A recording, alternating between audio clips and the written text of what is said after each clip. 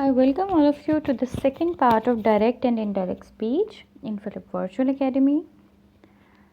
So, in the previous lesson, you learned about what is the basic difference between direct and indirect speech. मैंने आपको बताया था कि जो डायरेक्ट स्पीच होती है वो क्या होती है, जो एज इट इज़ किसी भी कहे हुए अल्फाज होते हैं, जबकि इनडायरेक्ट स्पीच समहाउ हम उसको जो मोल्ड करके मॉडिफाई करके किसी की बात को बता रहे होते हैं, और इससे रिलेटेड काफ़ी रूल्स को हमने डिस्कस किया था। बाकी जो अब रह गया था वो अब हम डिस्कस करेंगे। एक एग्जाम्पल आपके सामने रखी हुई है कि it said I have been waiting here for an hour. ठीक है, I have been waiting here for an our.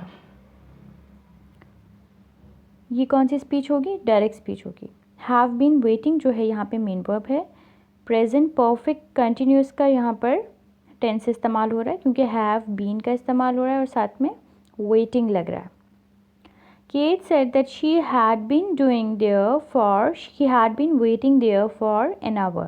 अब आप इसमें डिफरेंस देख सकते हैं कि हैज़ को हैड से कन्वर्ट कर दिया गया, ठीक है, और हेयर को देयर से कन्वर्ट कर दिया गया, ठीक है, और आई को शी से कन्वर्ट कर दिया गया, और यहाँ से इन्वर्टेड कोमास वगैरह हटा दिए गए। तो अब आपने क्या किया, डायरेक्ट को इनडायरेक्ट स्पीच में कन्वर्ट कर दिया। अब देखें, हैव को हैड में कन्वर्ट क्यों किया, इसकी साइंस आप ऑलरेडी पिछले लेसन में जान चुके हैं कि अगर सेड लिखा हुआ यानी कि पास्ट की बात हो रही है, बताने वाला जो है पास्ट में बता रहा है, तो डेफिनेटली आपने जो रिपोर्टेड स्पीच है उसको भी क्या करना है, आपने पास्ट में कन्वर्ट कर देना है। ठीक है, इसको इनडायरेक्ट स्पीच कहते हैं। Okay, he said she played golf in the morning. ये क्या है? डायरेक्ट स्पीच है। ठीक है, she played golf in the morning. ठीक है, ये डायरेक्ट स्पीच है। अब अगर इसको मैं क्या करूँगी, यहाँ पर प्लेड जो है ये क्या है? मेन वर्ब है जो कि सिंपल पास्ट टेंस में ऑलरेडी है। अब क्या होगा, यहाँ पे क्या रूल इम्प्लीमेंट होगा? अब जब सिंपल पास्ट टेंस यहाँ पर इस्तेमाल हो रहा हो, आपको पता है प्लेड जो है प्ले की सेकेंड फॉर्म है, तो हमेशा सिंपल पास्ट टेंस जो है वो पास्ट परफेक्ट में कन्वर्ट हो जाएगा। ठीक है, यानी कि प्लेड किस में कन्वर्ट हो जाएगा? हैड प्लेड में। प्लेड कन्वर्ट हो जाएगा हैड प्लेड में। He said that she had played golf in the morning. इसको इनडायरेक्ट स्पीच कहेंगे। ठीक है, हैड प्लेड यहाँ पर मेन वर्ब के तौर पर रिप्रेजेंट करेगा। Okay, The simple past tense in the subordinate clause, actual spoken words in the direct speech sentence, when changed into indirect speech, sometimes changes into past perfect tense and sometimes remains unchanged. तो दो तरह की चीज़ें हो सकती हैं situationally, कि या तो वो अनचेंज रहेगा, ठीक है, या तो वो पास्ट परफेक्ट में चेंज हो जाएगा। इसकी फर्दर एलेबोरेशन हम देख लेते हैं। एक कंटिन्यूड है ये। He said I bought a house। ये डायरेक्ट स्पीच है आपके सामने। He said I bought a house। अब यहाँ पर bought क्या है? मेन वर्ब है, और ये कौन से टेंस में है? सिंपल पास्ट टेंस में है, बाय की सेकेंड फॉर्म है। He said that he had bought a house। अगर हम इसी को इनडायरेक्ट फॉर्म में कन्वर्ट कर रहे हैं तो क्या होगा? He said that he had bought a house।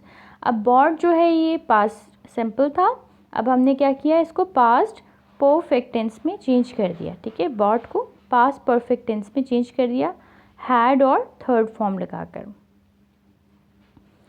ठीक है, हैड बॉट जो है यहाँ मेन वर्ब है जो कि पास्ट परफेक्ट टेंस को प्रेजेंट कर रहा है। उसके बाद पार्ट बी है, he said I had a dream last night. ये डायरेक्ट स्पीच है। ठीक है, I had a dream last night. अब देखें इसमें क्या है, मेन वर्ब हैड है जो कि सिंपल पास्ट टेंस है।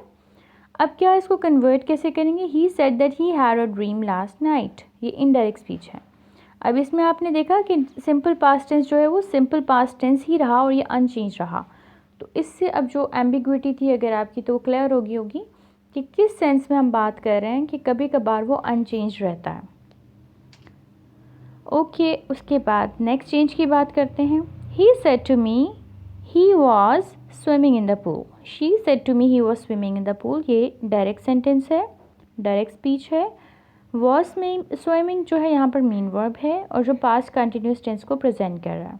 अगर हम इसको कन्वर्ट करते हैं इनडायरेक्ट स्पीच में तो क्या हो जाएगा, सेड टोल्ड में कन्वर्ट हो जाएगा। She told me that he had been swimming in the pool. अब देखिए वॉज स्विमिंग से हमने क्या कर दिया, हैड बीन स्विमिंग कर दिया। वॉज स्विमिंग क्या था, पास्ट कंटिन्यूस टेंस था, जबकि हैड बीन स्विमिंग क्या हो गया, पास्ट परफेक्ट कंटिन्यूस। ठीक है, अब यहाँ पर आप देखें इनडायरेक्ट स्पीच है, ठीक है, और ये पास्ट परफेक्ट कंटिन्यूस टेंस है जो कि हैड बीन स्विमिंग यहाँ पर हो रहा है यूज़। तो हमेशा ये रूल याद रखिएगा, जब भी पास्ट कंटिन्यूस टेंस जो उसको कन्वर्ट करेंगे आप तो पास्ट परफेक्ट कंटिन्यूस टेंस में कन्वर्ट हो जाएगा। ओके, चेंज नंबर 9 की बात करते हैं, रूल नंबर 9 की बात करते हैं।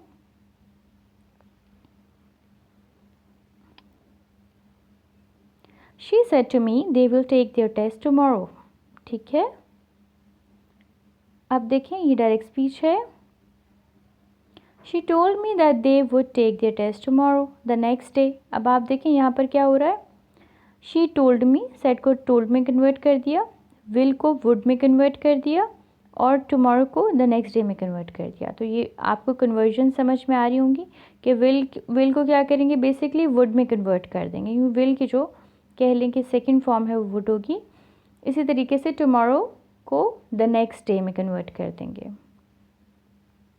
ये हमारे पास इनडायरेक्ट स्पीच आ गई, will वर्ड बन गया। ओके, पर्सनल प्रोनाउंस जैसे कि आई है, ठीक है, ये फर्स्ट प्रोनाउन कहलाता है, सिंगुलर या कॉमन जेंडर मेल या फीमेल, ये पर्सनल प्रोनाउन कहलाते हैं। ये सब्जेक्ट केस है, सब्जेक्टिव केस है। Personal pronoun him, third person, singular, ये मैं आपको चेंजेस बता रही हूँ जिसको मैं फर्दर एलैबोरेट करूँगी कि क्या किस में कन्वर्ट होता है। ठीक है, अब हम कंजंक्शंस की बात कर लेते हैं। While changing a direct speech sentence into an indirect speech sentence, we use a conjunction to join both the clauses, the introductory clause and the actual spoken words। ठीक है, जैसा मैंने आपको बहुत सारे examples the, he said she is playing in the park। अब देखिए he said जो है वो क्या है, यहाँ पर इंट्रोडक्टरी क्लॉज है और she is playing in the park ये क्या है, एक्चुअली किसी के कहे हुए वर्ड्स हैं। तो इन दोनों को मिलाने के लिए आपको पता है हम ज़्यादातर डैट का इस्तेमाल कर रहे होते हैं जो कि कंजंक्शन के तौर पर काम करता है। To join the two clauses in a statement sentence we use the conjunction that. मैंने आपको पहले भी बताया, the conjunction that is normally not mentioned as it is understood. इसको ज़्यादातर समझ लिया जाता है। Okay, so direct indirect speech. The mouse said, "Mother, I'm hungry." That is a direct expression. अब अगर इसको हम indirect में convert करते हैं, the mouse told its mother that it was hungry। ठीक है, अब इसमें आप देखें told its mother। अब देखिए वहाँ से आप बीच में क्या आप यहाँ पर आ रहा है, दो clauses के बीच में ये और ये दो clauses हैं, इन दोनों के बीच में क्या आ रहा है, यहाँ पर that आ रहा है।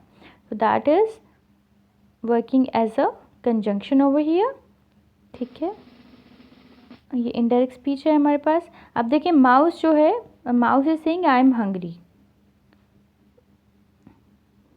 ऑलराइट। मदर मदर में ही कन्वर्ट हो जाता है, माउस माउस में ही रहता है। ठीक है, आई इट में कन्वर्ट हो गया, आई इट में कन्वर्ट हो गया। Next, there are two types of questions, WH questions, questions beginning with any of the WH words such as who, which, what, how, etc। ठीक है, दो तरह के क्वेश्चंस होते हैं, एक WH क्वेश्चंस होते हैं और या येस और नो क्वेश्चंस होते हैं, जैसे कि जो किसी भी ऑक्सिलरी हेल्पिंग वर्ब से शुरू हो रहे होते हैं, जैसे कि as, is, are, am, can, will, has. या जैसा कि एक एग्जाम्पल अगर मैं दूँ, विल यू हैव ब्रेकफास्ट। तो दो तरह के क्वेश्चंस होते हैं। ठीक है, अब इसमें हम देखते हैं क्या होता है when we change in yes और no question sentence from direct into indirect we use the conjunction if और वेदर। ठीक है, ये याद रखने वाली बात है, आपने इफ़ या वेदर लगाना है अगर आप येस नो क्वेश्चन को डायरेक्ट इनडायरेक्ट स्पीच में कन्वर्ट कर रहे हैं। ठीक है, इसके लिए फर्दर देखते हैं क्या होता है। Though there is some difference between the conjunctions if and whether at this basic level using just if for all the yes और नो क्वेश्चन इज जस्टिफाइड। तो अगर आप बेसिक लेवल पर हैं, बिगिनर लेवल पर हैं, तो आप इतना डेप्थ में ना जाएं, आप इफ़ का इस्तेमाल कर लें तो दैट वुड सफाइस।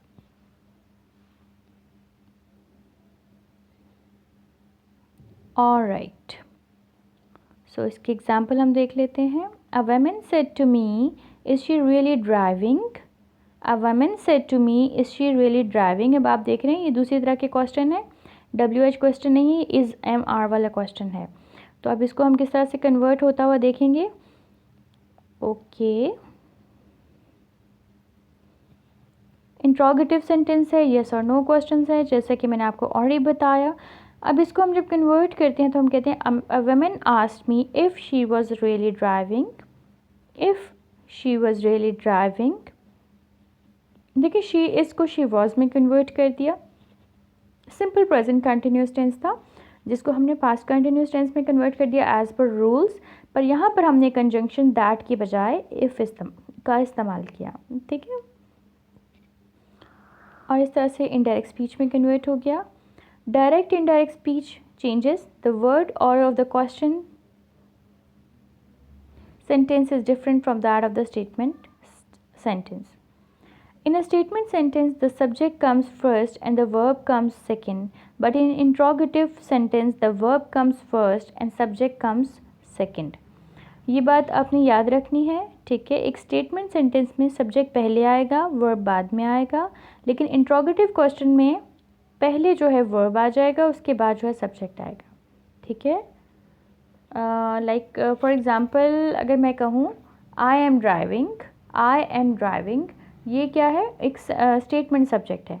आई पहले आया यानी कि सब्जेक्ट, उसके बाद एम वर्ब आया, ड्राइविंग आया। लेकिन अगर मैं कहूँ एम आई ड्राइविंग, मैं पूछ रही हूँ आपसे, तो उसमें क्या होता है, वर्ब हेल्पिंग वर्ब पहले आ जाता है, सब्जेक्ट यानी आई बाद में आता है। In a statement sentence, the subject comes first and the verb comes second, but in interrogative question sentence, the verb comes first and subject comes second, right? Like he is a boy, it's a statement sentence. Is he a boy? इसी को अगर convert करेंगे तो interrogative sentence में change हो जाएगा। इसको already आप डिटेल में देख चुके हैं बहुत बेसिक लेवल पर। अब इसको हम देख लेते हैं। He said to her is this yours bag. ठीक है, डायरेक्ट स्पीच है। He asked her if that bag was hers. ठीक है, इसको हमने इनडायरेक्ट उसमें कन्वर्ट किया। While changing an interrogative sentence from direct to indirect, the main verb in the introductory clause, usually said, is changed into asked, inquired, wanted, investigated, whatever. ठीक है, क्योंकि कुछ पूछा जा रहा है तो आपने said को said नहीं रहने देना। ठीक है, he said to her को he asked her में कन्वर्ट कर दिया गया, उसके बाद if लगाया गया that की जगह पर। ठीक है, if that bag was hers, and that word is inversed. Said to को आस्ट में कन्वर्ट कर दिया, इसको वॉज में कन्वर्ट कर दिया। ठीक है, योर्स को दैट बैग वॉज हर्स में कन्वर्ट कर दिया, एंड सो ऑन। ऑलराइट, इसके बाद नेक्स्ट एग्जांपल है, he said to her what has he done. अब आप देखें यहाँ पर कौन से क्वेश्चन की बात हो रही है, इस वाज वाले क्वेश्चन की बात नहीं हो रही बल्कि WH क्वेश्चन की बात हो रही है। ठीक है, अब इसका हम केस देख लेते हैं कि ये क्या होता है। ये आपके पास डायरेक्ट स्पीच है WH क्वेश्चन के साथ। ही asked her what he had done. He asked her what he had done. अब इसमें आप देखें कि आपको सेट आपने इंक्वायर्ड के सेंस में ले लिया, सेट को आस्क्ड में कन्वर्ट कर दिया। अब देखें यहाँ पर ना इफ़ आ रहा है और ना कुछ और वेदर आ रहा है, यहाँ पे डायरेक्टली व्हाट आ रहा है। ही हैड डन, ठीक है, उसके बाद क्या हो रहा है, वॉट ही हैड डन। अब सब्जेक्ट आ गया और फिर उसके बाद हैड डन आ गया, यानी कि पास्ट को किस में कन्वर्ट, प्रेजेंट परफेक्ट टेंस को किस में कन्वर्ट कर दिया गया है, पास्ट परफेक्ट में। यहाँ पर देखें प्रेजेंट परफेक्ट था, यहाँ पर आकर क्या हो गया, पास्ट परफेक्ट हो गया। ठीक है, क्योंकि इंट्रोडक्टरी क्लॉज के साथ इसको लिंक करना ज़रूरी था। ठीक है, वॉट ही रहा। For WH questions, no conjunction is used. The WH word in the direct speech sentence is used as it is. इसको हम as it is यूज़ कर लेते हैं। ठीक है, all right. So next example is she said to them who wants to help me. That is direct speech. अब दोबारा यहाँ पर क्या हो गया, she asked them who wanted to help her. तो हु रहा, यहाँ पर कोई भी इजाफा नहीं हुआ, बस इसको सेंटेंस को जो है अकॉर्डेंस में जो है ग्रामर का रूल अप्लाई कर लिया गया। ठीक है, who remained who. The next example is he said to her do you like this frog. ये डायरेक्ट स्पीच है। ठीक है, डू येस और नो क्वेश्चन की कैटेगरी में फॉल करेगा, हमेशा याद रखिएगा मेरी बात। He asked her if she like the frog. अब देखें डू को हमने इज़ वॉज की कैटेगरी को येस और नो क्वेश्चन की कैटेगरी पर हमने इसमें फॉर्मूला एडजस्ट किया है, तो इसमें हम इफ़ का इस्तेमाल करेंगे, राइट। जैसा कि आपको ऑलरेडी बताया। Okay, so further elaboration, the man said to the boy can you see those stars or not। ये डायरेक्ट स्पीच है। अब देखें कैन का इस्तेमाल हो रहा है, ये भी येस और नो की कैटेगरी में फॉल करेगा, येस नो क्वेश्चन की कैटेगरी में फॉल करेगा। तो अब यहाँ पर कैन को कन्वर्ट करने के लिए अगर आप देखेंगे तो हमने यहाँ पे वेदर इस्तेमाल किया, इफ़ की जगह वेदर इस्तेमाल किया है। The man inquired the boy weather he could see दो स्टार्स और नॉट। ये हमारे पास क्या आ गई, इनडायरेक्ट स्पीच आ गई, वेदर और नॉट। तो ये जो वेदर और नॉट का कॉम्बिनेशन है ये इस्तेमाल किया जा सकता है। The man inquired the boy weather he could see दो स्टार्स और नॉट, ये इनडायरेक्ट स्पीच है। ठीक है, जैसे कि ऑलरेडी मैंने आपको बताया, और ये येस और नो क्वेश्चन की कैटेगरी में यूज़ हो सकता है। Okay, so the next example is she said to the student who knows the answer. ये डायरेक्ट स्पीच है। हु नोज़ द आंसर, इसको कैसे कन्वर्ट करेंगे, she asked the students who knew the answer. That's as simple as that.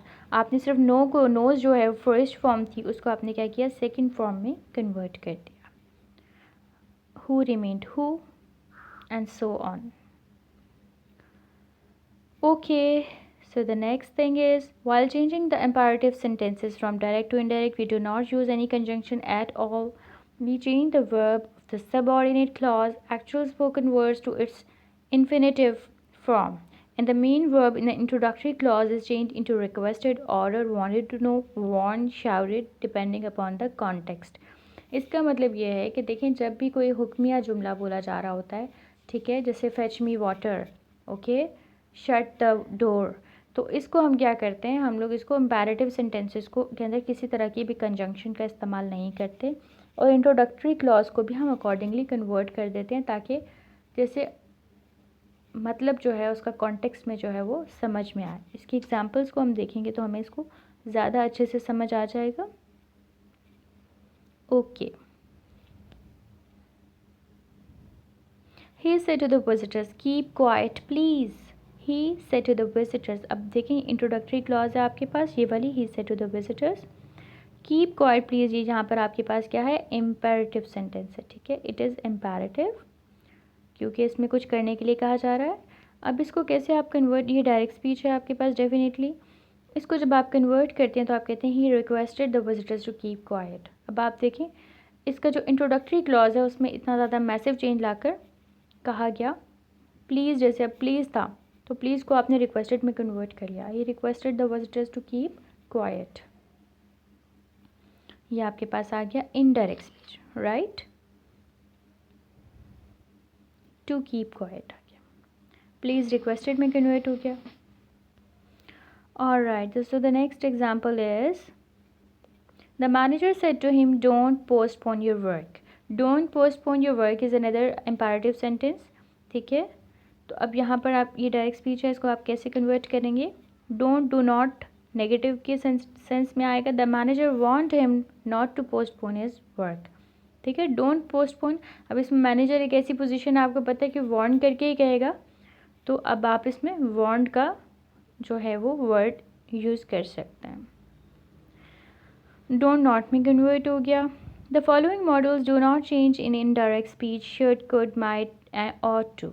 ठीक है, ये जो है ये चेंज नहीं होते. You shouldn't tell the secret to anyone. You ought to tell this to a friend. She said shouldn't tell the secret to anyone. He said I ought to tell this to a friend. देखें अब इसमें क्या हो रहा है कि should, shouldn't, ought to, ये जो है ये अनअफेक्टेड रहते हैं, एज इट इज़ रहते हैं. होपफुली डायरेक्ट एंड इनडायरेक्ट की इन डेप्थ अंडरस्टैंडिंग आपको रूल वाइज हो गई है कि कहाँ पर कौन सा जो है आपने जुमला इस्तेमाल करना है. सबसे इंपॉर्टेंट बात ये कि आप जब डायरेक्ट को इनडायरेक्ट में इस्तेमाल करते हैं, सबसे इंपॉर्टेंट चीज़ होती है इसमें कॉमन सेंस. ठीक है, आपने अपने जहन में इसको ट्रांसफॉर्म करना होता है. आपसे किसी ने कोई बात की, आपने उसको आगे डिलीवर करना है, तो आप उसको किस तरह से डिलीवर करेंगे. ठीक है, अगर आप उसको डायरेक्टली एज इट इज़ किसी के वर्ड्स कहते हैं तो आप कैसे कहेंगे, और अगर आप उस ही की बात को अपने वर्ड्स में इस्तेमाल करके बताते हैं तो फिर आप कैसे कहेंगे. ठीक है, लेट्स से आपके सामने किसी ने कहा हो, किसी बात को ज़ोर देकर कोई किसी ने कहा हो. ठीक है, ये तो आप जानते हैं ना कि उसने किस तरह से बात कहा, तो आप उसके लिए क्या कह सकते हैं, ही एम्फोसाइज्ड. ठीक है, आप उसने कहा, ही सेड को एम्फोसाइज्ड में कन्वर्ट कर सकते हैं. तो it really depends upon the situation, upon you, कि आप क्या सुन रहे हैं, क्या देख रहे हैं, उसको किस तरह से रिपोर्ट कर रहे हैं. तो it all depends upon that. Hopefully you have understood the concepts, और इसको आप रियल लाइफ में इम्प्लीमेंट कर सकते हैं. और साथ दी गई assessment sheets, worksheets, work books को फिल करना ना भूलें, ताकि आपके कॉन्सेप्ट्स जो हैं वो फर्दर स्ट्रेंथन हो सकें. When life changes to be harder, change yourself to be stronger. What hurts you today makes you stronger tomorrow. It is as beautiful as that. Thank you.